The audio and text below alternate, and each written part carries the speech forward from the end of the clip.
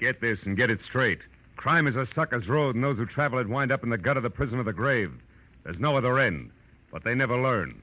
This one began as the threat of a beating that turned into murder with a brown-eyed blonde, a jovial hippopotamus, and a tough ex-soldier of fortune, all complicating the problem until I got next to the key man. From the pen of Raymond Chandler, outstanding author of mystery, comes his most famous character and crime's most deadly enemy, as we present The Adventures of Philip Marlowe.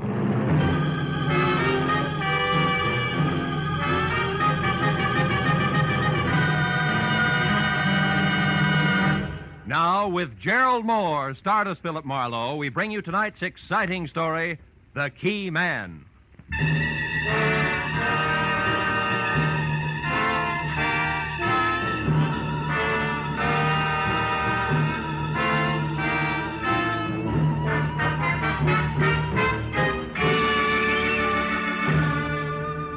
Along about dusk, Hollywood Boulevard is some desolate place between the end of work and the start of play, and about as boisterous as taps. So except for a sallow-faced masher leaning against a nearby storefront warming up his evening leer, I was alone on a lot of fancy pavement when I walked up to the box office of the Newsreel Theater near Cahuenga. Paid my 40-cent admission, tax included, and started inside, where, of all places, I was to meet my new client, one Mark Hummel. He'd called my office at 6:35, and in a tight voice, fringed with fear, urged me to find him in the last row, last seat, far left of the Boulevard Cinema at once, if I could use a $50 bill. It was exactly 6:45 when I crossed the length of lobby to aisle 4 and entered the theater proper, which was almost empty.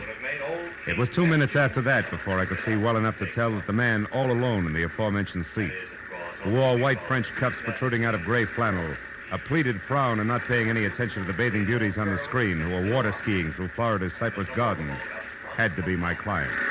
I eased in and sat down next to him. I could see he was watching me out of the corner of his eye. Marlowe? Yeah. My plane leaves for New York in half an hour. Watch it, honey. You ought to see that I'm on it and in good health. Who wants it otherwise? Barney Kovac, an ex-soldier of fortune who thinks with his fists. He works as store boss in a garage where they park cars. He's threatened to kill me with his bare hands. Why? What'd you do? Nothing. It was perfectly legitimate. Mm-hmm. He had a chance to get out of Hippo Link's place. Get out of whose place? Hippo Link. Oh. Kovac had a chance to buy a location of his own. But you got there first. Look, Mr. Hummel, why don't we continue this in the lounge? It's quieter out there. Yes, what if you think? Yeah, come on.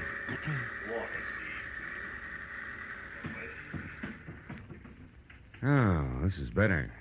Come on, we can talk over here. So, you beat Kovac out of the property he wanted. Then what happened? When he found out, he went crazy. He swore I bribed the real estate broker, high-pressured the owner. All that kind of wild talk, you know. Mm-hmm. Now, Marlowe, the place I bought from under him is a good investment. Oh, yes.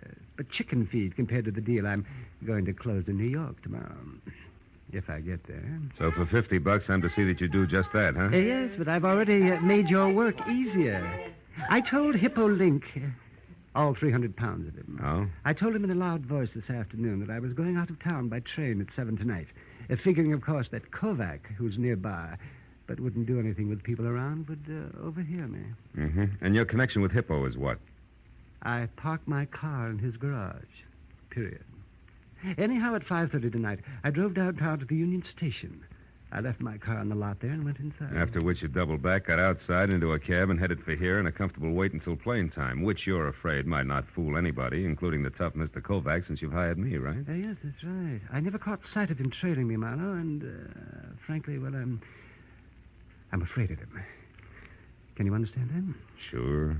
Fear is always understandable. Well, what's the itinerary, Mr. Hummel? Here to the airport? No. First to my house. I still have a bag to pack. I'll take a cab. You follow in your car. Then wait outside my place. That's 4100 Fountain, and just below La Cienega. Yeah, I know. Yes. Now, when I get back into the cab, you follow again until I'm safe aboard the plane. Yes. Now, here's your money. Thanks. Anything else? Yeah, Do you carry a gun, Mr. Hummel? Ordinarily, no. But tonight, Marlowe, yes. It's a service gun, 45. And believe me, if I have to use it, I will. Now, let's get out of here. Quickly.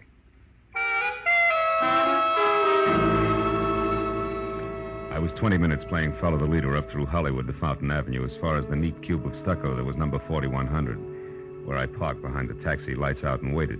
Until I heard a frightened scream from what had to be Mark Hummel. I piled out of my car and darted past the cabbie who said he had enough trouble in his life and ran up the front steps and into the house where in the light of a single overturned lamp in the bedroom, I found my client face down in a widening pool of his own blood. I started for the rest of the rooms, but then the sound of a motor roaring out of the alley behind the house told me I was wasting my time. When I returned to the bedroom, one glance at Hummel's still form said that the man who had been afraid for his life only 30 minutes ago was already very dead. Next to his body was the .45 he never got to use, and alongside of that, the miniature crystal ball splattered with blood that had killed him. There was a key which I found fit the front door, lying in the middle of the carpet. The drawers and closets were all open, as well as his half-packed suitcase. It was a good time to call the police.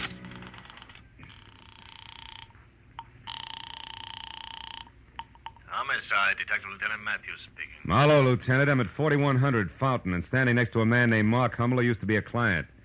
He's dead, Matthews, murdered.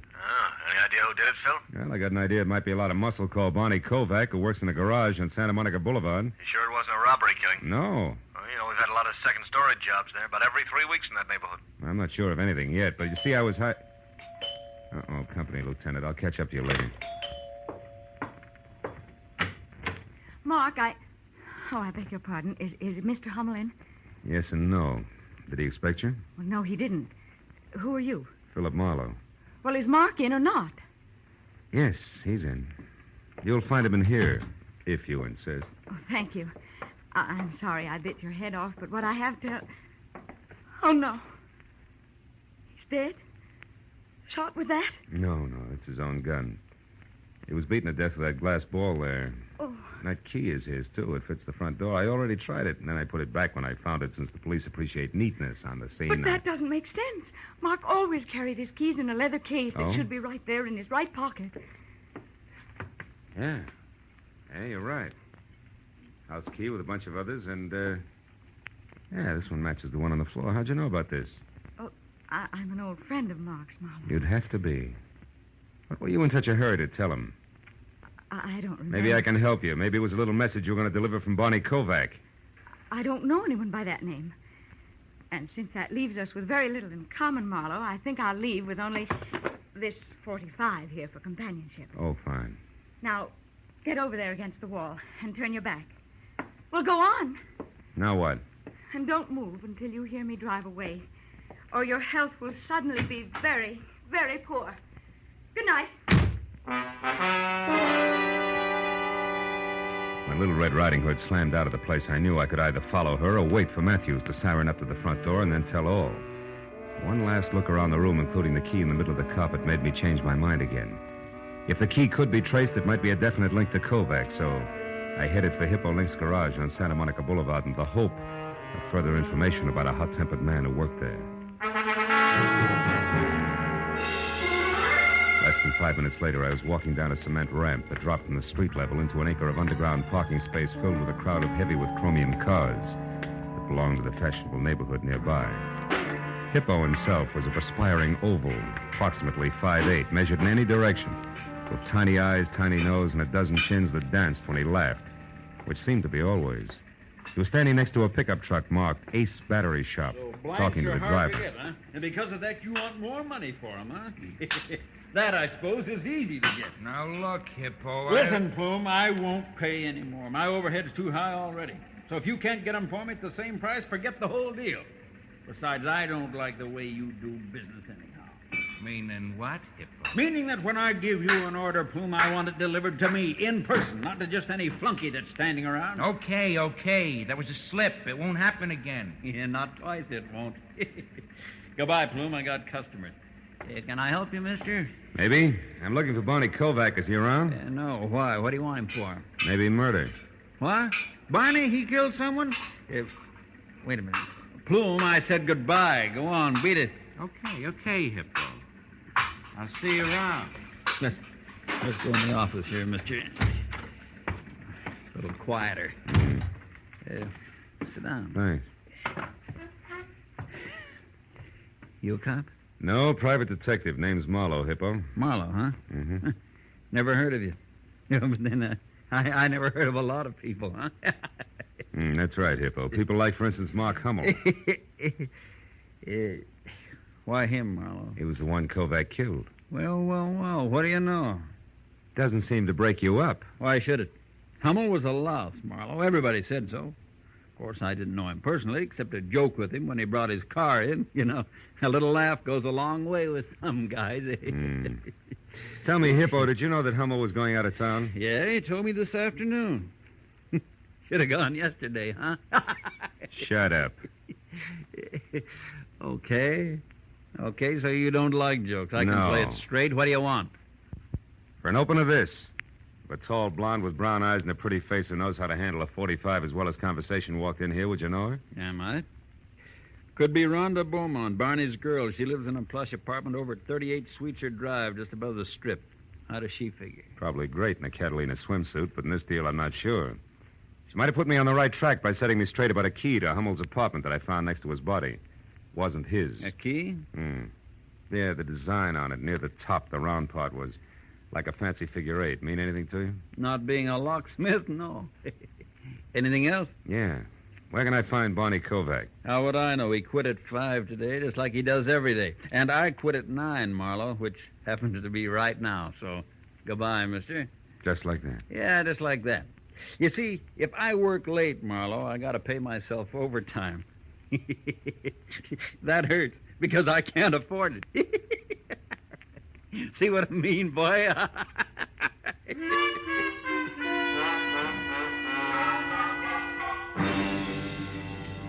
I was out on the street and behind the wheel of my car before I saw the man in the back seat who had a snub-nosed .38 leveled at my hairline. He looked rugged enough to be no one else but Barney Kovac. Drive, Marlowe. Straight to the corner of Melrose and Orange Drive. I live over a store there, and it's quiet, so we can talk without being disturbed. Come on, drive.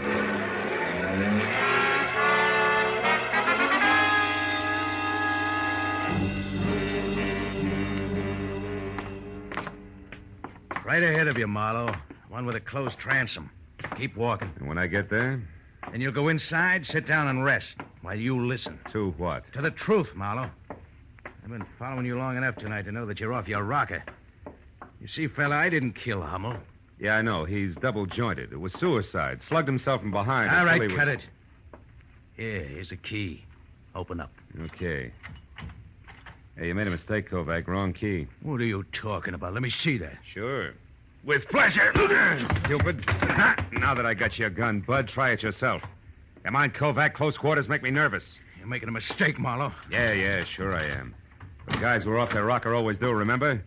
Now get over there in that chair and behave while I use your phone. Marlowe, don't move or I'll kill you. Hippo. Barney, take the gentleman's gun. It's heavy for him. Sure. Here, boy.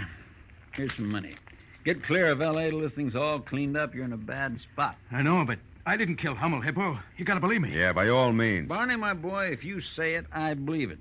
But others won't be that accommodating, I'm sure, so go on. And no matter what you do, don't worry about Marlowe. Huh? Nah, he won't be following you. You can count on that, Barney.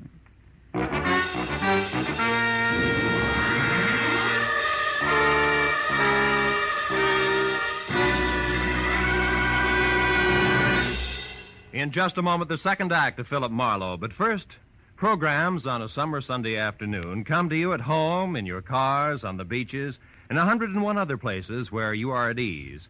And for your leisure time listening, what is better than music?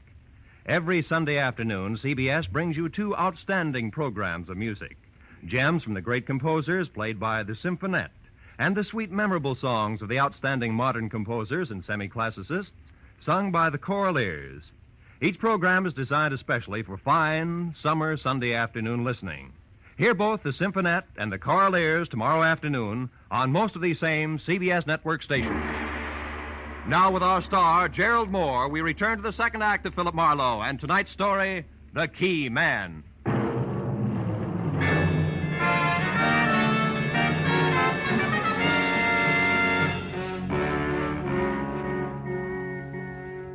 gun wrapped in the thick, fat fists of Hippo looked like a toy as he leveled it at my chest while Kovac got away. And the fat boy kicked the door shut, leaned his ponderous 300 pounds against it, and smiled. smile faded gradually and finally died, but the muzzle of the gun in his hand didn't so much as twitch until the battered alarm clock on the dresser had clanked off a monotonous 15 minutes. At that point, Hippo Link leaved his face up into another smile, waddled across the room, and laid the gun down on the table in front of me. Okay, Marlowe. You behaved yourself real nice. Barney's got all the head start he'll need, so you can leave now. You know something, Link? You're not only fat between the sleeves, you're overweight between the ears, too. Helping a suspect escape doesn't sit well at headquarters. Now, just a minute, boy. You're kind of jumping to conclusions, aren't you? You were putting the muscle on a friend of mine, and I helped him out. That's all that happened so far, so you look a little silly running me in on that. But if you still want to try, boy, the gun's right there on the table. Okay, Hippo, you win for now. But don't think I buy that silly 1, 2, 3 story of yours. May not be Peck's bad boy, but I don't see you as Sir Galahad either. Well, how do you put the story together, then? I don't know that that's any of your business, and even if I thought it were, I wouldn't tell you. But I'll let you in on this much. I don't know for sure that Kovac is guilty, but then I don't know for sure where you or Kovac's girl Rhonda Beaumont fit either. I wouldn't know. You said you knew her. So? You seem to think a good deal of that kid, Kovac. So? So couldn't it be possible she paid you to come up here and see that her boyfriend got away? Like you said, Marlowe, I don't know that it's any of your business. How much cash does it take for you to stick your neck out as far as you have, huh? Or could it be you've got a thing going for Kovac's girl and would be glad to see him out of town? You're kidding, Yeah? boy. Look, why don't you alone? What's it to you now? My client was knocked off right under my nose, remember? Now, you going to let me out of solitary? Sure. Pick up your pistol and run. And if you need me for any more help, why, be sure and let me know. I left Hippo standing in Kovac's flat, and downstairs I stopped in a phone booth long enough to have the latest developments for what they were worth relayed to Lieutenant Matthews. Then I drove out to where suites are turned straight up into the hills and parked in front of number 38, the Murrow Apartments, a terraced heap of pastel plaster and angled glass in which Rhonda Beaumont had a first-floor front. I took a look at the large private view of the city as I crossed the small private patio and knocked on the substantial private entrance. When it cracked open, I helped it along just enough to step inside. What in the... Marlowe, you will come in, won't you, whether you're asked or not? Yes, and it's sweet of you to ask me, Rhonda. Is he here? He? Hmm. In a city of 4 million, half of which are male, that borders on being a stupid question. But the answer is no in any case, because until you strong-armed your way in here, I was alone. I can't buy it. I figure Barney's the kind of a boy that will want to take stuff like you right along with him when he leaves. Barney leaving? Mm-hmm. What are you talking about? He's running away from that mess over on Fountain. He's leaving town. You're lying. I've heard enough from you, Marlowe. I'll take the handbag, baby. Heavy enough to have that cute .45 caliber compact inside, right? Okay, it's in there. Take it. I don't care. But look, Marlowe, is that the truth about Barney leaving town? As if you didn't know, yes. And while we're on that subject, why did you show up at Mark Hummel's place tonight? Well, I went there to warn him about Barney. Wait a minute. I thought you were in love with Kovac. I am. Do I have to draw you a picture? Barney Kovac's strong and reckless, but he was trying hard, awfully hard, to get started for himself, and then... Well, I used to go with Mark before I met Barney, and because of that, Mark deliberately beat him out of the best deal he'd ever had, the louse. Just to spite me. Well, Barney was furious, and I knew something terrible would happen if they ever got together, so I went to tell Mark to stay out of his way, that's all. You got there a little too late, is that it? I don't know. Well, at least give me a handkerchief out of my bag, Marlowe, darn it. Yeah, sure. Here, Hey, these keys. Rhonda, this one, the one with the figure 8 design. Where'd you get it? Oh, it's my new door key. Yeah, I know, but where'd you get it? I don't know. Barney had it made for me one day while we were having lunch. Who's the guy who made it? I don't know. Where were you eating that day? A Hungarian place on Fairfax near Santa Monica. Where are you going, Marlowe? Fairfax, near Santa Monica. Here's your bag, Rhonda, and if you got any sense, stay put and try real hard not to shoot anybody. At least until I call. Okay. So long, baby. Bye.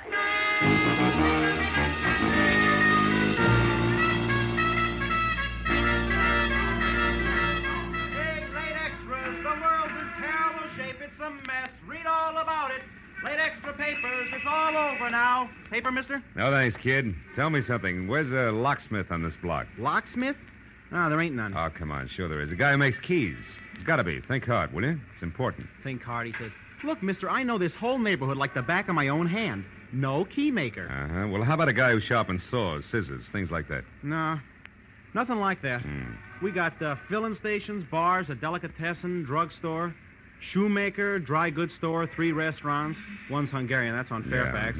Ace Battery Shop there across the street, a toy store on the corner, a lampshade joint. Shop. Wait a minute, hold it. Battery. Ace Battery. Plume. Plume. Yeah, that's it. Old man Plume owns the joint. Ah. A real sour apple, you know what I mean? Place is a dump, too, but he works hard. He's probably over there right now, working in the back room. Bless you, my boy. Thanks a lot.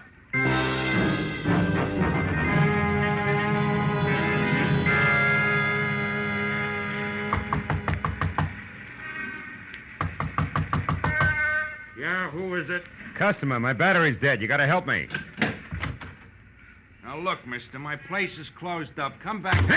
Hey, what is this? Sorry, Plume, but tomorrow's a long way off. This is an emergency. Now, take it easy and you'll be okay. I got a job for you, and it's got to be done tonight. Well, listen, I said my place Shut is... up. Now, get this, Plume. I'm a friend of Hippo Lynx and Barney Kovacs, all of which makes you perfect for my job. Now, what kind of a job you talking about? This. It's a key. Duplicated. A key? Hey, buddy, this is a battery shop. I can't make keys here. In the first place, you got to have a I license. said this was an emergency, didn't I? Get busy. With what? My fingernails? I don't know how to cut keys. Somebody's stringing you, pal, and I... Plume, keep away from that drawer! Well. Whole drawer full of blank keys, huh? That 38 in the drawer here must be that license you spoke of. Come on, you. Get up. Wait. Leave me alone. I didn't do anything. Now, listen, Plume. I want one straight answer out of you. Fast. You made a delivery to Link's garage sometime today, and it wasn't batteries. Who'd you give it to? Come on. I left it with Barney Kovac. He was the only one around, but it was nothing, an envelope. Yeah, full of keys. Thanks very much for your help, Plume, but I'm in a hurry. And just so I'll be sure to see you later, good night! I ran out to my car, piled in, and headed straight out Santa Monica for La Cienega. And when I got within sight of the dark, cavernous entrance to Hippo Link's underground storage garage, I slowed down and looked for a phone that I could use to call Matthews and still keep an eye on the garage because the way things stood now, I couldn't afford to miss a lick. But then I got a break. I decided to try a mobile gas station on the corner when the scream of a siren shoved me up against the curb, and a squad car swerved out from a side street, ground to a rubber-burning stop in front of the garage and disgorged Matthews himself and the driver on the double. I slammed out of my coupe and belted across the street after him. Matthews! Hey, Matthews! Marlowe, get back! Over this way. We got Kovac corner down inside there. You're just... Now, wait a minute. Matthews, you got this deal all wrong. Oh, no, we haven't. I got 2 men out and back. He's trapped. We'll get him No. Hold everything, Matthews. Listen to me. I'm going down there and talk to him. I'll be back in a minute. Marlowe, come back here, fool! Kovac, this is Marlowe. Come on out. I got all the answers now, Barney. I just had a talk with Plume, and I got a lot of truth out of him. Come on, Barney. You're not helping anything. Marlowe! Phil, you all right? It's my shoulder, Matthews. Oh, I knew this had happened sometime. No. This Kovac over there. No, listen to me. Don't shoot. Oh, Don't! Look at my arm. Listen, Matthews, Kovac didn't do it. What? The shot that got me came from back there on the other side. Yeah, that's it, Pete. Further back. There he is, Matthews. That's the boy. That's the fat guy who runs this That's joint. right. Yeah, Hippo Link. Second lieutenant. He's your killer. Stop, Link! Stop! I got him, Phil. He's down. Yeah. Yeah, that's one nice thing about Hippo. You can't miss him. Oh, thanks. I think I better sit down a minute.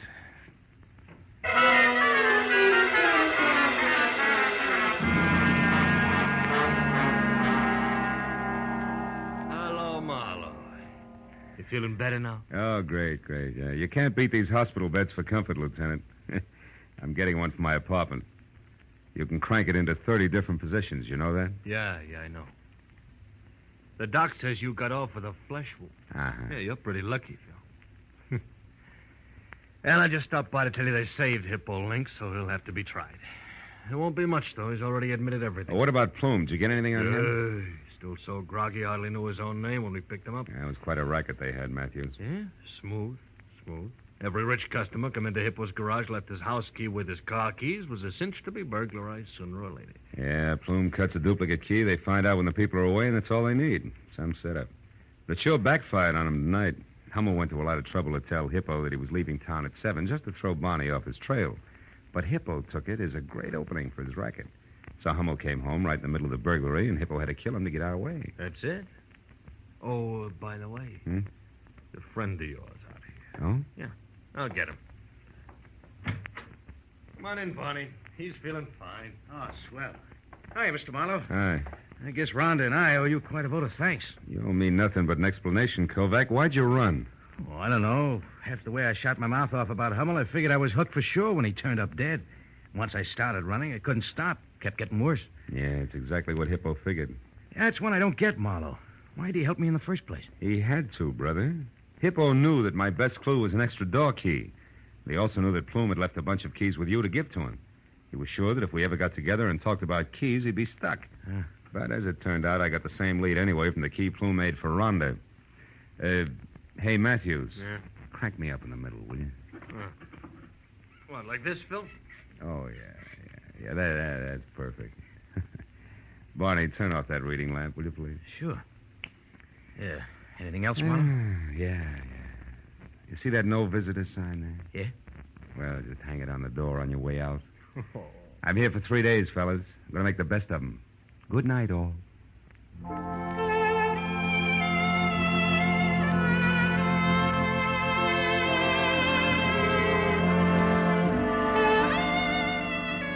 When they left, I nestled down into the solid comfort of clean sheets and quiet darkness. And my eyes were almost closed when it happened.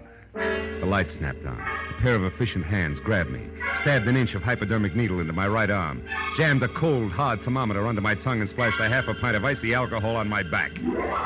Oh, it was awful.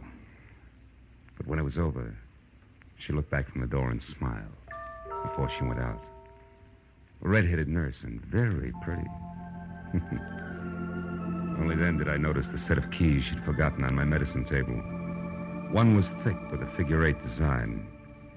It was her door key. And for just a moment, I wondered foolishly if I could get a hold of Mr. Plume again some way.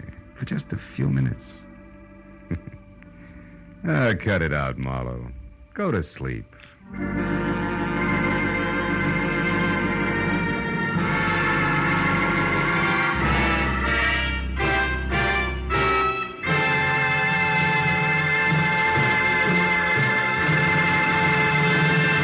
The Adventures of Philip Marlowe, bringing you Raymond Chandler's most famous character and crime's most deadly enemy, star Gerald Moore, and are produced and directed by Norman MacDonald. Script is by Mel Donnelly, Robert Mitchell, and Gene Levitt.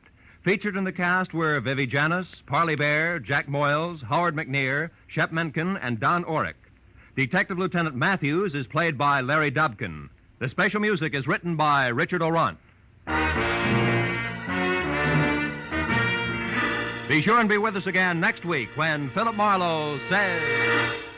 It was going to be a vacation in the wide open spaces, but a black stallion, a tiny emerald, and a battered horseshoe meant a 24-hour delay. It could have been worse, because to the dude from Manhattan, they meant death.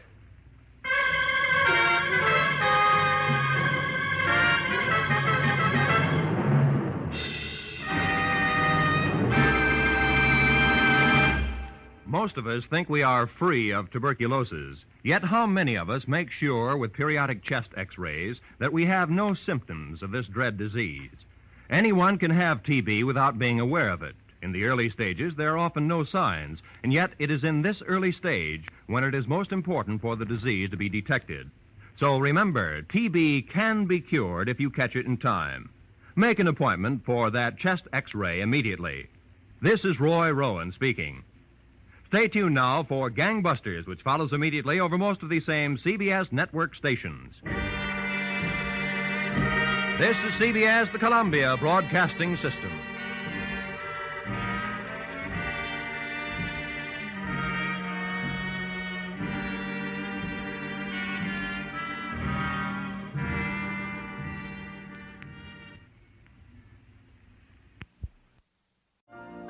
You've been listening to the OTR Gold Network. Find more classic radio at otrgold.com.